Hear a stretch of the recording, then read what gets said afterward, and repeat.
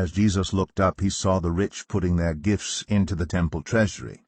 He also saw a poor widow put in 2 very small copper coins. "Truly, I tell you," he said, "this poor widow has put in more than all the others. All these people gave their gifts out of their wealth, but she, out of her poverty, put in all she had to live on." Some of his disciples were remarking about how the temple was adorned with beautiful stones and with gifts dedicated to God. But Jesus said, "As for what you see here, the time will come when not one stone will be left on another. Every one of them will be thrown down." "Teacher," they asked, "when will these things happen? And what will be the sign that they are about to take place?" He replied, "Watch out that you are not deceived. For many will come in my name, claiming, 'I am he,' and 'The time is near.' Do not follow them.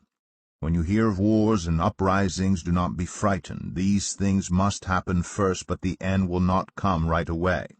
Then he said to them, "Nation will rise against nation, and kingdom against kingdom. There will be great earthquakes, famines, and pestilences in various places, and fearful events and great signs from heaven. But before all this, they will seize you and persecute you. They will hand you over to synagogues and put you in prison. And you will be brought before kings and governors, and all on account of my name.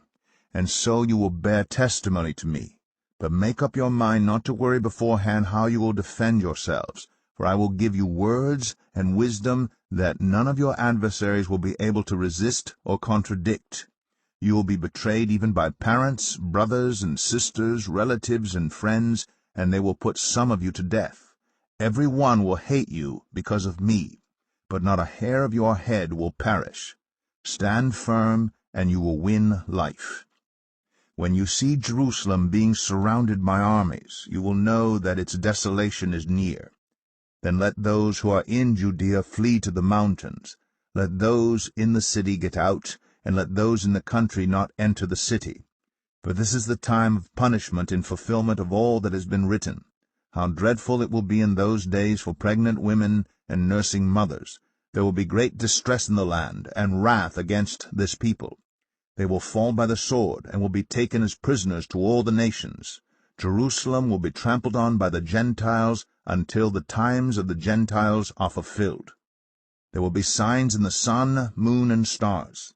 On the earth, nations will be in anguish and perplexity at the roaring and tossing of the sea. People will faint from terror, apprehensive of what is coming on the world, for the heavenly bodies will be shaken. At that time they will see the Son of Man coming in a cloud with power and great glory. When these things begin to take place, stand up and lift up your heads, because your redemption is drawing near." He told them this parable. "Look at the fig tree and all the trees.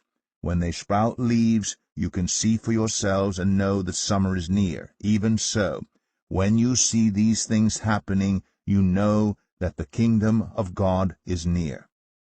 Truly, I tell you, this generation will certainly not pass away until all these things have happened. Heaven and earth will pass away, but my words will never pass away. Be careful, or your hearts will be weighed down with carousing, drunkenness, and the anxieties of life, and that day will close on you suddenly like a trap. For it will come on all those who live on the face of the whole earth. Be always on the watch and pray, that you may be able to escape all that is about to happen, and that you may be able to stand before the Son of Man." Each day Jesus was teaching at the temple, and each evening he went out to spend the night on the hill called the Mount of Olives, and all the people came early in the morning to hear him at the temple.